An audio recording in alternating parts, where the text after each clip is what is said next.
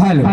तो चलो बहुत बहुत धन्यवाद है हमारे शिव शक्ति जी ग्रुप है अपने सबके समक्ष तेसर गीत बजा चुकल है पालो है एक गीत के। तो चलो हमारे ऑपरेटर से गुजारिश है 4 गीत पहले करो पहले करो।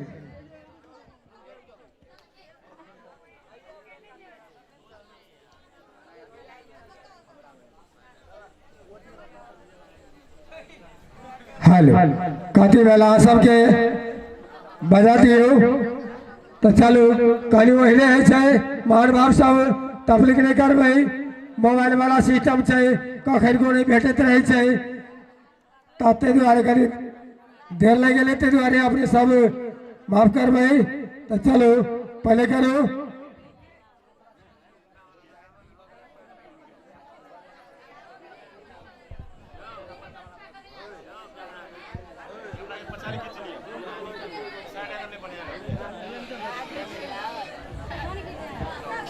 हेलो हेलो चलो तो कोनो गीत बजा देवे तो हेते आप तो लास्ट गीत है जी आगे कोनो कम गीत है बहुत 101 गीत है एक मोबाइल में कोनो कम नहीं है ते द्वारे।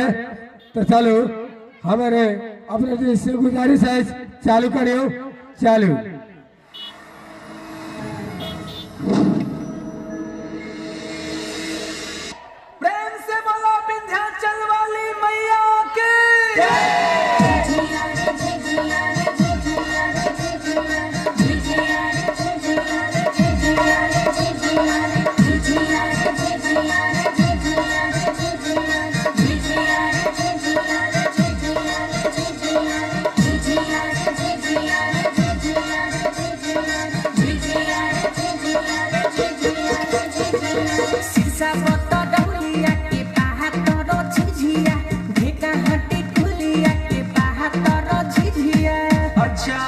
तो फिर का भई हो सके ए शीशा पत्ता डहुलिया के बाहर करो झिझिया ढेका हट्टी कुलिया के बाहर करो झिझिया छापाला सुगौली के बाहर करो झिझिया बिटिया मोतिहारी के बाहर करो झिझिया बीचे बीचे लतोरेला का बोलो सखी बीचे बीचे लतोरेला साचो का की बीचे बीचे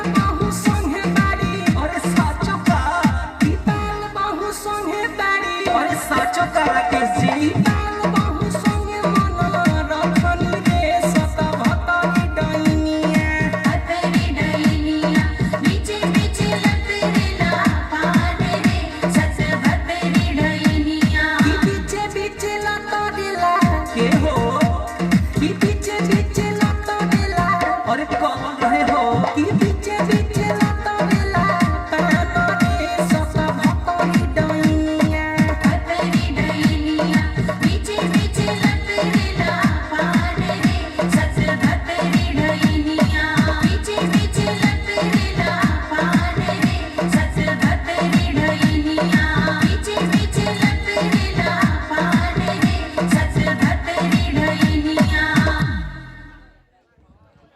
चलो बहुत बहुत